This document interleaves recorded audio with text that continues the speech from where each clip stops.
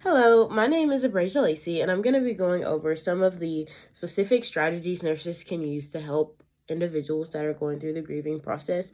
The first thing is active listening. And a person can tell whether or not a person is actively listening through their body language. So I'm going to go through a list of do's and don'ts for body language. So you do want to have an open posture.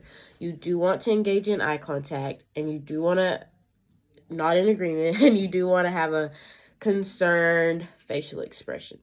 These things are going to let that person know that, hey, they're listening to me.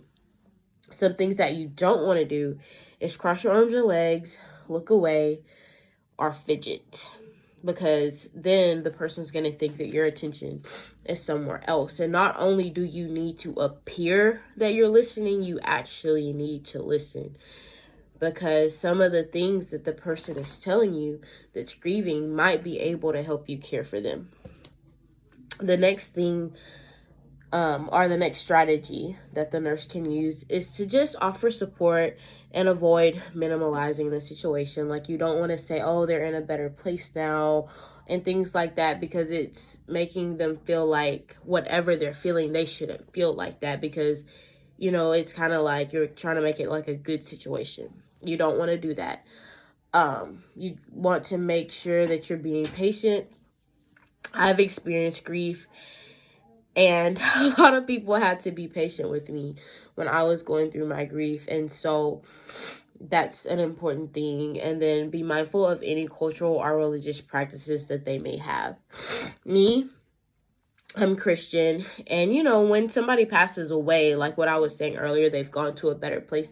That would actually kind of help somebody like me, because, that's my religion. But that might not be helpful for somebody else, and it might not be helpful when they're initially losing that person. But just be mindful, and, if they have any specific religious, practices that they want to do after that person leaves, you should support that. I do want to talk about a YouTube video that I saw discussing, the nurse's role in the grieving process. And something that really stuck with me in the video is the lady said that she had a mentor, and the mentor asked her, and it was like a room, like it was just a hospital room, and it had a patient in there, and it had, oxygen, and, all the things that are in a hospital room. And the mentor asked her, she said, "What do you see?" And at first she said, "A patient." And then she asked her again. She said, "What do you see?"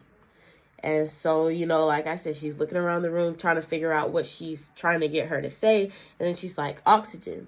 And then she's like, ask her again, "What do you see?" And then she says, "A person." And then she was like, "Yes, that's what you see."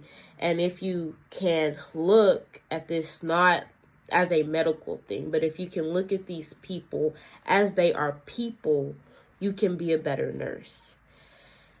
And she said that really stuck with her and kind of guided her nursing career. And she's able to connect with people better. And even in the grieving process, she's able to guide them, because she's looking at them as people. She's not looking at them, oh, this is just my patient's family, and I'm going to treat them like that's my patient's family. No, I'm going to treat them like people.